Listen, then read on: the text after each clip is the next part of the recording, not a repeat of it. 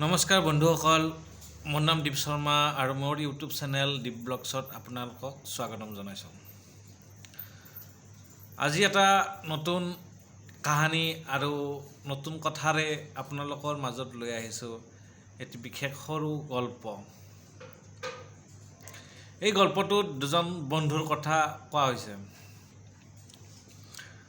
ধৰি লওক মই বন্ধু আৰু মোৰ এজন ভাল বন্ধু, আমি দুজনে বিৰাট নলে গলে লগা বন্ধু বুলি কৈছে। আমি দুজনে কি কৰিলোঁ, বোলো লাও লগাব লাগে, তাৰ কাৰণে বজাৰৰ পৰা লাওৰ গুটি কিনি আনিলোঁ। আনি পেলাই লাওৰ গুটি লগালোঁ পথাৰত, একেলগে গোবৰ দিলোঁ, একেলগে সাৰ আনিলোঁ গৈ পেলাই, আৰু একেলগে পানীও দিওঁ। কিন্তু লাও গছবিলাক ধুনীয়া চেহেৰা হ'ল, তাৰো ধুনীয়া চেহেৰা হ'ল, মোৰো ধুনীয়া চেহেৰা হ'ল। কষ্টৰ ফল মিঠা বুলি কয়তো। বহুত লাগিলে, কিন্তু মোৰ তাত নালাগিলে। মোৰ কেইজোপাত লাও নালাগিলে, তাৰ গছজোপাত বহুত লাও লাগিলে। মোৰ গছজোপাত লাগে, ক'লা পৰি যায়, মৰি যায়।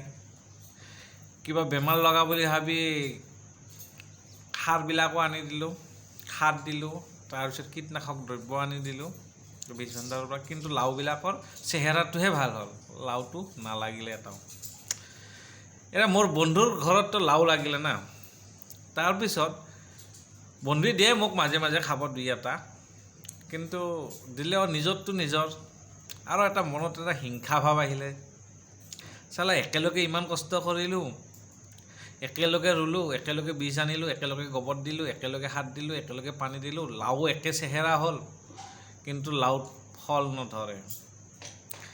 তেতিয়া কি কৰিলোঁ, ৰাতি মনে মনে গৈ পেলাই তাহাঁতৰ লাও গছবিলাক কাটি আহিলোঁ।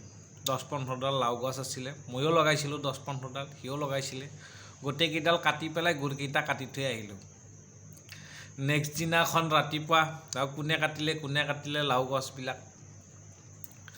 তাৰপিছত কি কৰিলে, তাহাঁতৰ ঘৰৰ মানুহে আৰু মোৰ লগৰ বন্ধুটো মিলি পেলাই দে ঠিক আছে, প্ৰসাদ দিম ভগৱানক, শৰাই এখন আগবঢ়াম,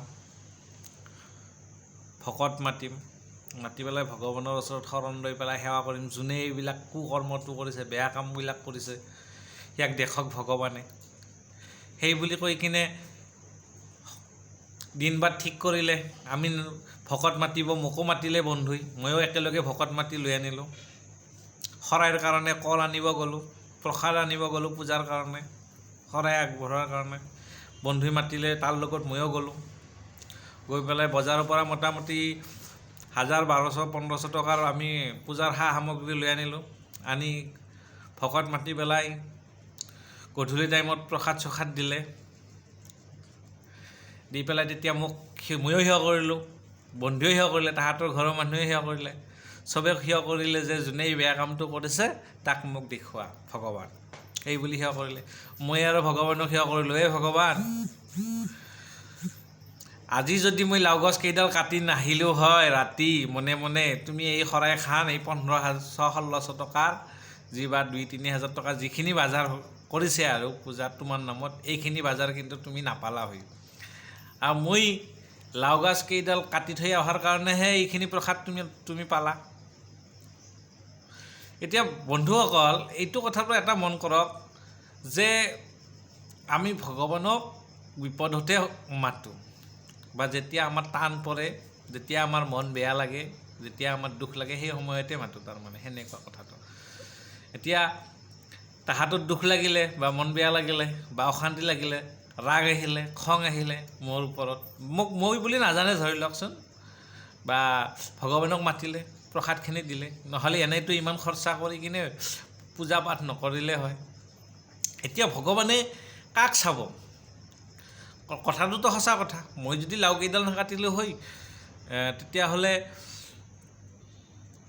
ঈশ্বৰে এই প্ৰসাদখিনি নাপালে হয়, বা সেই ভকতকেইটা আহিব নাপালে হয়। লাও গছকেইডাল কাটি থৈ অহাৰ কাৰণে ভকতকেইটাও আহিব পালে, ভকতকেইটাও খাব পালে, ৰাইজেও খাব পালে, বা ঈশ্বৰেও প্ৰসাদখিনি পালে। এতিয়া ভগৱানে কাক চাব? পাপ কৰাটোক চাব নে এই মানুহবিলাকক যি মাতি আনি শৰাইখিনি আগবঢ়াইছে সেইকেইটা মানুহক? তাহাঁতৰ কথাখিনি শুনিব। এতিয়া মোৰ কথাখিনি শুনিব নে ভগৱানে তাহাঁতৰ কথাখিনি শুনিব? আপোনালোকে বিচাৰ কৰি চাওকচোন, ভগৱান ক'ত আছে, ঈশ্বৰ ক'ত আছে? এইখিনিয়ে কথা আৰু মোৰ। আৰু কিবা যদি কমেণ্ট আছে কমেণ্টটো দিব আপোনালোকে, বা মোৰ ভিডিঅ'টো যিমান পাৰে সিমান লাইক কৰিব, শ্বেয়াৰ কৰিব, আৰু মোৰ চেনেলটো ছাবস্ক্ৰাইব কৰিব। তেতিয়া এনেকুৱা মই ভিডিঅ' বনাই থাকিম আপোনালোকলৈ। আৰু এনেকুৱা বহুত কাহানী আছে, বহুত গল্প আছে, আপোনালোকক জনাম এইবিলাকো। ঠিক আছে বন্ধুসকল, আজিলৈকে ইমানতে এৰিলোঁ। বাই বাৰু।